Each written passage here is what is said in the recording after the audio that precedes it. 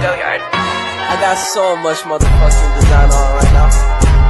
Break it down, bring it back, make it clap. I got 3 old thoughts, new block, word that day. Bitches on my line, and you know Aku dan teman-teman perwakilan dari SMA Negeri 18 Bandung,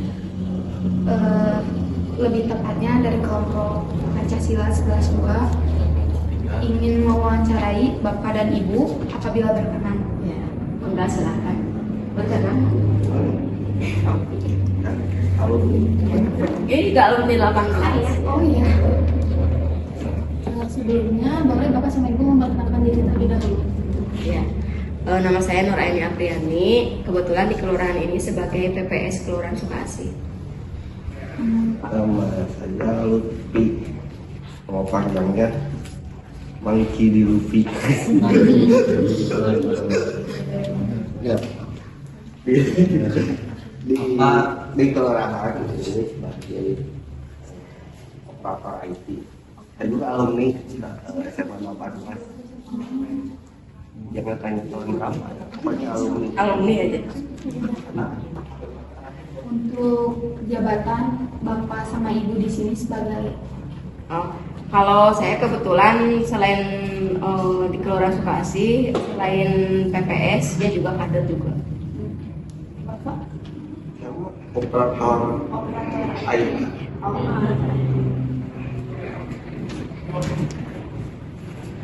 Sudah berapa lama Bapak atau Ibu kerja di sini? Kalau saya 3 tahun. Kalau saya mah selama pemilu ini berlangsung, berarti dari 2022.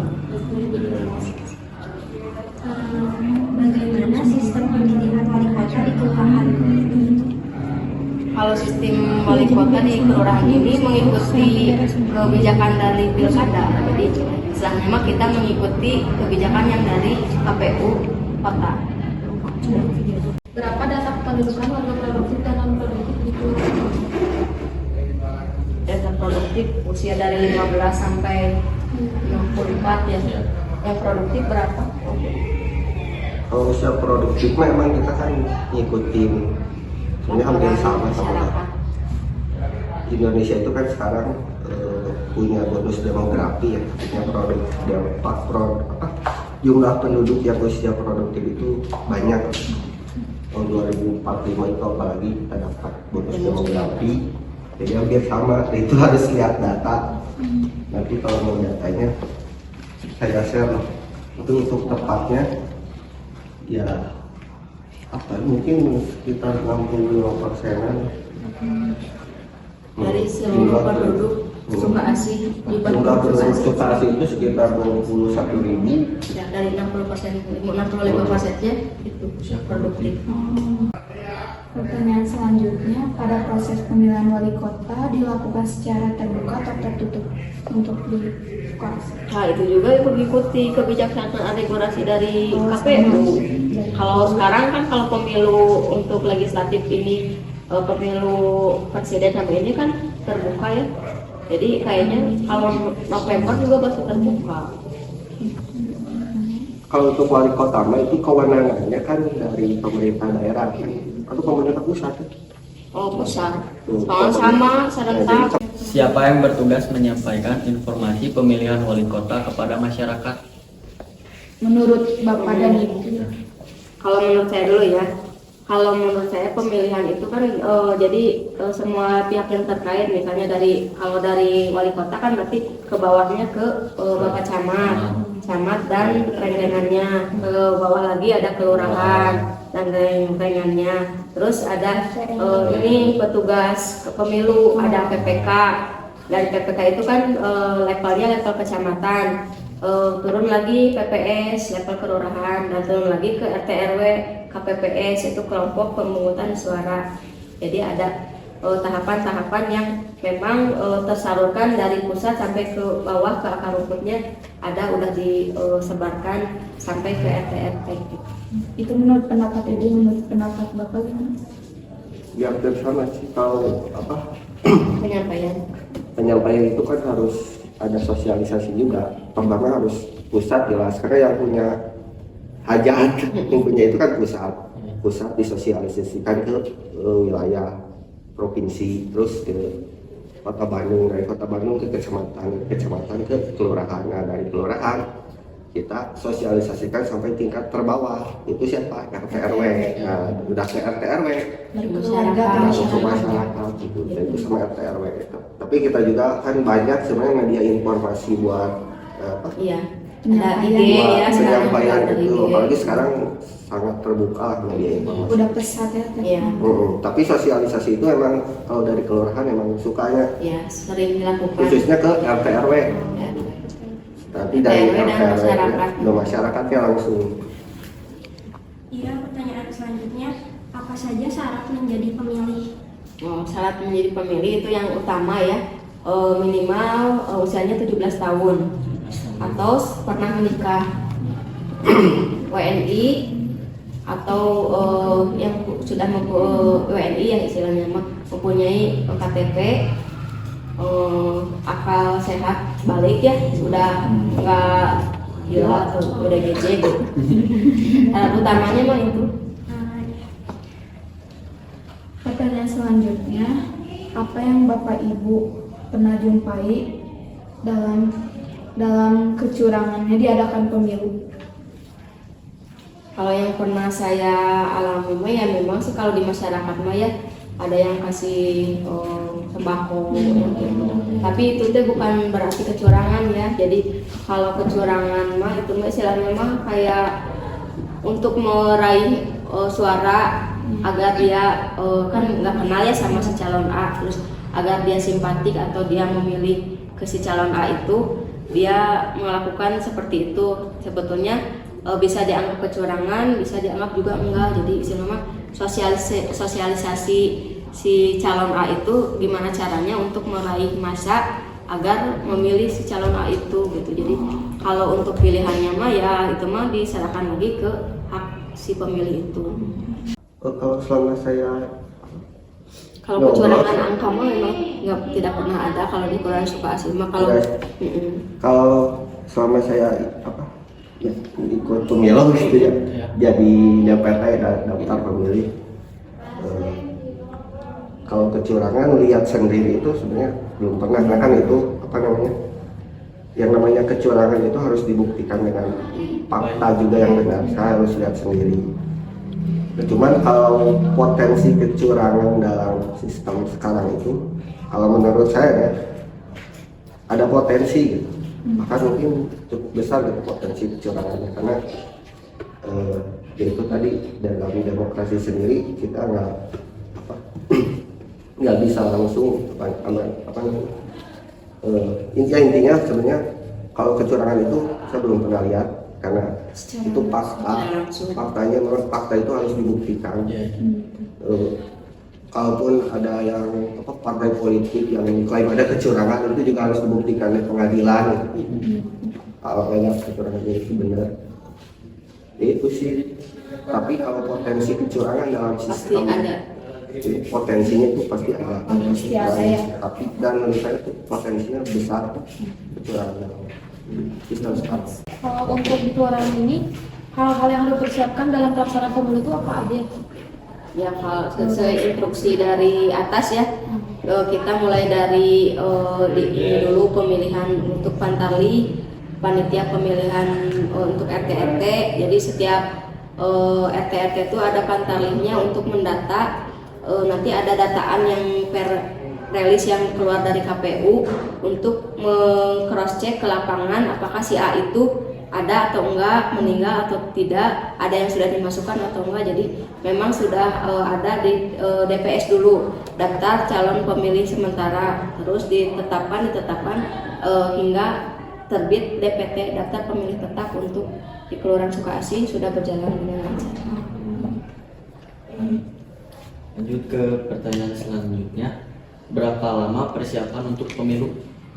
Kalau persiapan untuk pemilu kita mengikuti dari pusat, minimal setahun sebelum pemilu itu sudah dibentuk kepanitiaan dari PPK, PPS, dan setelah pemilu itu dikasih interval waktu 4 bulan.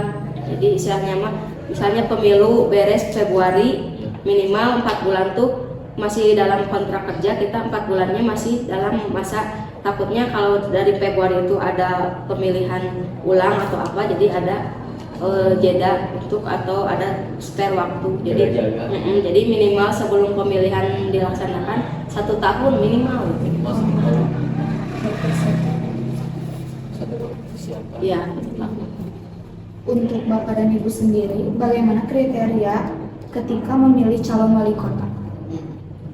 Pribadi berarti itu Ya, ya. pribadi. Kalau menurut saya mah emang orangnya di masyarakat itu sudah track recordnya baik gitu ya. Jadi kemasyarakatannya baik, terus rekam jejaknya ya, track record gitu, sosialisasi ke masyarakat, terus memang masyarakat itu sangat membantu masyarakat, bisa memfasilitasi masyarakat dalam segi apapun, bukan hanya materi ya, misal ada kesusahan apa membantulah masyarakat. Terus visi misinya jelas ke depan mau seperti apa, jangan kayak membeli kucing dalam karung.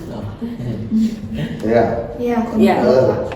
Kalau saya memilih pemimpin itu wali kota atau apapun presiden sama aja. Kalau saya punya standar sendiri semua memilih calon pemimpin itu yang seperti apa. Karena saya Muslim, standarnya Islam. harus sesuai dengan yang pertama, dia harus beriman. Saya nggak mungkin milih pemimpin yang nggak beriman, yang nggak mandi wajib misalkan. Itu satu. Karena ini pribadi ya. Iya, bebas. Yang kedua, ya laki-laki jelas. Itu standar pemimpin dalam Islam itu seperti itu. Terus dia berakal, balik, tidak gilanya sama. Terus dia tuh harus seorang yang mampu memimpin, bukan seorang yang abal-abal memimpin. Itu orang yang mampu, karena dalam Islam itu kalau kepemimpinan itu diserahkan kepada orang yang salah nggak mampu, maka tunggu kehancurannya kan gitu. Jadi seorang pemimpin, wali kota, presiden atau calon legislatif segala macam, dia harus benar-benar mampu menjadi pemimpin lah gitu.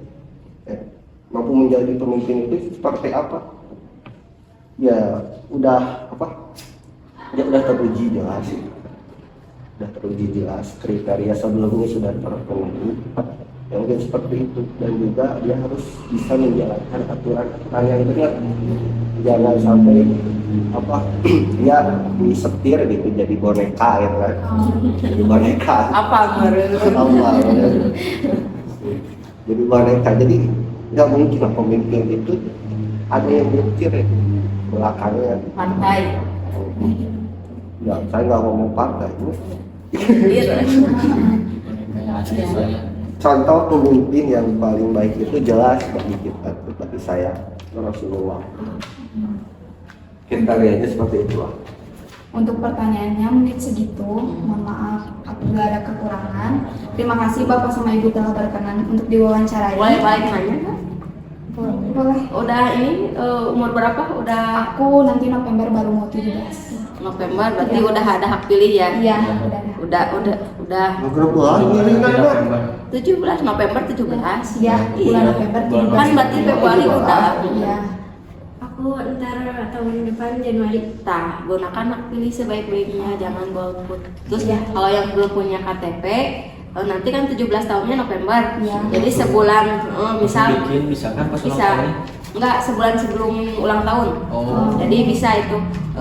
Kalau sekarang mah kan tahunnya tahun politik, tahun pemilu.